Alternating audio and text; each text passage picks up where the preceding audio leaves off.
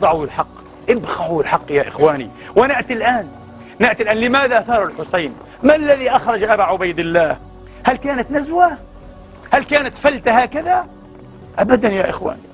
الرجل سلام الله عليه بكلمة واضحة حفظها لنا الزمان، قال: إني ما خرجت أشرا ولا بطرا ولا ظالما ولا مفسدا، وإنما خرجت لطلب الإصلاح في أمة جدي محمد صلى الله عليه وآله وسلم. لطلب الإصلاح. أريد أن آمر بالمعروف وأنهى عن المنكر، وأسير في أمة جدي بسيرة جدي وأبي علي بن أبي طالب. فمن قبل عنا بالحق ما جئنا به فالله أولى بالحق، ومن رد علينا صبرنا حتى يحكم الله بيننا وبين قومنا وهو خير الحاكمين. هذا هو الحسين. رأى أمر الأمة قد فسد، رأى الشرع قد انتهك أيها الإخوة.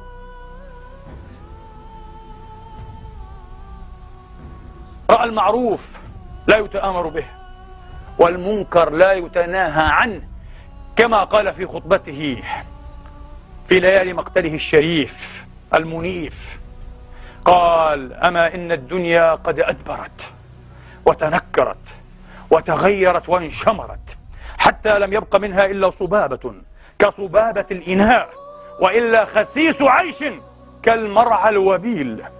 ألا ترون الحق لا يتآمر به، والمنكر لا يتناهى عنه؟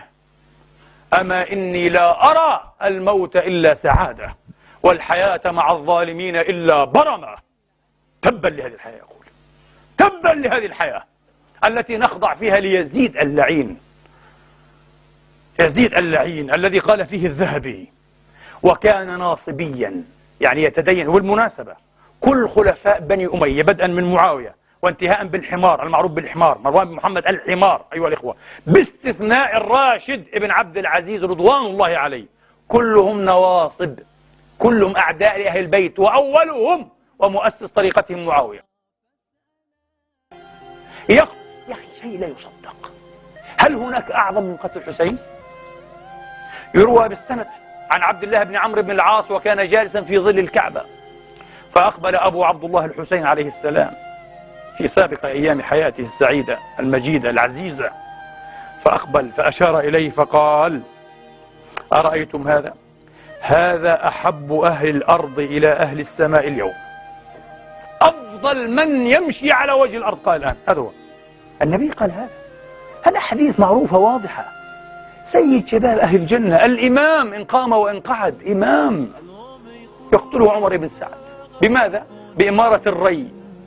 لأنه إن لم يقتله قال له عبيد الله: أنا تمنيت أن يقول له على الأقل لأقتلنك، يعني يكون له بعض عذر، ولا عذر والله، ولكنه قال له: لأعزلنك عن عملك ولا أهدمن دارك. مش حتصير أمير على الري وعلى همدان، وأهدم لك بيتك بس. فقال: أنا تفكرت في أمري وأحب الري، أترك الري؟ قال: والري منيتي، أم أرجع مأثوما بقتل حسيني؟ قال: لا، نرجع مأثومين بقتل حسين. لعنة الله عليك، لك النار، لك النار. أحدهم رأى النبي صلى الله عليه وآله، تابعي جليل، في المنام، قال: رأيته في المنام فقال لي: ائتي البراء بن عازب صاحبي فاقرأ عليه السلام مني وقل له: من قتل الحسين فهو في النار. كل قتلة الحسين في النار والعياذ بالله، ما في كلام. واترك فقه أمية وحبة إيمان وحبة خردل، هذا فقه الأمويين، فقه الإرجاء. الله قال: ومن يقتل مؤمنا، مش حسينا ابن رسول الله، مؤمنا، ومن يقتل مؤمنا متعمدا فجزاؤه جهنم خالدا فيها وغضب الله عليه ولعنه وأعد له عذابا عظيما. روى الإمام أحمد في مسنده عن عمران بن حسين، والحديث طويل أجتزئ منه بهذا الجزء المبارك أيها الإخوة. النبي أمر بغزاء، قال: فخرجنا واصطففنا وصففنا الرجال ومن خلف الرجال النساء، المهم، ثم غزونا وعدنا، فأتى أحدهم فقال يا رسول الله استغفر لي الله غفر الله لك. قال ماذا؟ أحدثت حدثا؟ عامل لك مصيبة النبي قال له؟ قال نعم يا رسول الله، إنه لما فر القوم أدركت رجلا بين القوم والنساء فأهويت عليه بحربتي فقال إنه مسلم أشهد أن لا إله إلا الله، قالها تعوذا من الموت. قال أنا شفت أنه تعوذا. فقال النبي ماذا؟ وعلى ماذا نقاتل الناس؟ نحن لماذا أصلا نقتل ونقاتل؟ ألا نقاتل الناس حتى يدخلوا في الإسلام؟ هلا شققت عن قلبه فاطلعت على ما فيه؟ قال قل كلا يا رسول الله لم أفعل. قال أما إني لن أستغفر لك. اذهب. لم يستغفر له. يقول عمران بن حسين فمات فدفنه أهله فأصبحوا وقد نبذته الأرض. صحابي لمن جننونا أيها الإخوة، كسروا أدمغتنا بحكاية صحابي صحابي صحابي. هذا صحابي أيضا أليس كذلك؟ هو مجاهد وغزا بأمر رسول الله، قتل رجلا كافرا مشركا أسلم في لحظة بلسانه لا ندري.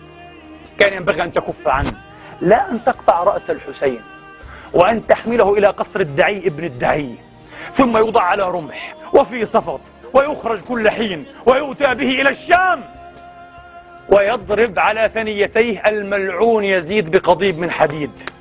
ابن تيمية حبيب بني أمية عاشق بني أمية ينكر هذا والعلماء يثبتونه.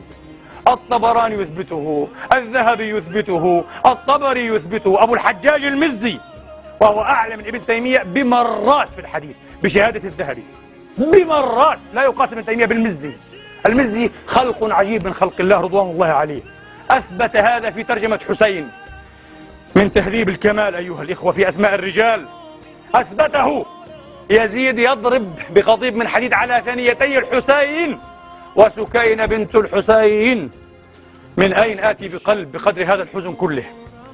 من أين نأتي بقلب يسع هذه المرارة كلها يا إخواني وأخواتي؟ وسكينة خلف كرسي الملعون يزيد حتى لا ترى رأس أبيها، حتى لا ترى رأس أبيها. ورجل أزرق من عصابة يزيد لعنة الله عليه وعلى حاشيته يتطلع إلى فاطمة بنت الحسين يقول يا أمير المؤمنين هب لي هذه، أريدها أن أنكحها، هذه سبية هكذا. فانتفضت زينب الكبرى أخت الحسين عليه السلام قالت كلا ما ينبغي ولا يحل هذا لك ولا له. قال كلا لو أردنا لفعلنا. يزيد الملعون يقول قالت كلا والله إلا أن تخرج أنت وهو من ديني ودين أبي وجدي. تخرج من دين محمد لأنك لست على دين محمد، ونحن نعرف أن مشروعهم هو القضاء على دين محمد. يا أخي ما هذا الحقد كله؟ ما هذا الحقد المجنون يا أخي؟ حقد أبي سفيان على الرسول ومعاوية على علي ويزيد على الحسين. أحب أن أعرف ما هذا الحقد. أنا عارف، أقسم بالله أنا عارف، والأمور واضحة عندي، أقسم بالله أوضح من أصابع الخمس هذه، والله الذي لا إله إلا هو. إن الأمور لواضحة كالشمس ليس دونها حجاب، ولكن العمى نعوذ بالله من عمى القلوب، نعوذ بالله أن تعمى قلوبنا وأبصارنا، ولا حول ولا قوة إلا بالله. يراد أن تؤخذ بنت علي بنت فاطمة سبية، تنكى على أنها سبية، ويتهدد الملعون أنه يستطيع أن يفعل هذا. لعنة الله عليه، لعنة الله عليه. ما هذا؟ الحقائق أيها الإخوة. نعم فشلوا أن يقتلوا إيه؟ النبي، فقتلوا أخاه وقتلوا ابنه وقتلوا ابنه. الله أكبر. سمية نسلها أضحى كعدد الحصى، وبنت رسول الله ليس لها نسل. لكن لا، أين نسل سمية اليوم؟ لا نسل.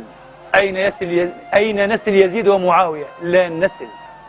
الإمام ابن كثير في البداية والنهاية قال وبموت هذا من أبناء يزيد انتهت ذرية يزيد وقطع الله عقبه. لم يبقى أحد على وجه الأرض اليوم من نسل معاوية بن أبي سفيان. وأين نسل الحسن؟ وأين نسل الحسين؟ أنا أقول لكم في 5 قارات العالم، أو في 5 قارات العالم.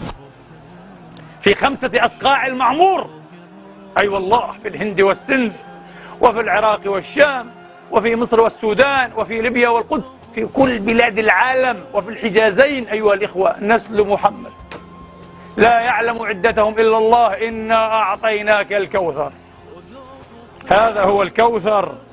فلا تأسى، لا تأسى أيها الشاعر المحب. قطع الله نسل يزيد ونسل ابن زياد، وهذا نسل محمد. قال وكأنما بك يا ابن بنت محمد قتلوا جهارا عاقدين رسولا، قتلوك عطشانا ولم يترقبوا في قتلك التنزيل والتأويل. الله أكبر. قبل يومين كان عنده ماء فأعطاهم، فحسين ابن علي في صفين يقف معاوية على الماء فلا يعطي عليا وجيشه، في اليوم التالي يغلب علي على الماء فيعطي معاوية وجيشه. شيء عجب يا أخي. وإلى اليوم قسما بالله يا إخواني، قسما بالله إلى اليوم الذين يحبون هؤلاء بني أمية أخلاقهم كبني أمية، لا وفاء وغدر وكذب ونفاق وتدجيل وحقد أسود. والذين يحبون محمدا وآل محمد بصدق هم الرجولة، هم الشرف، هم المجد، هم الصدق، هم الحق، هم البر، هم الطهر. شيء عجيب يا أخي.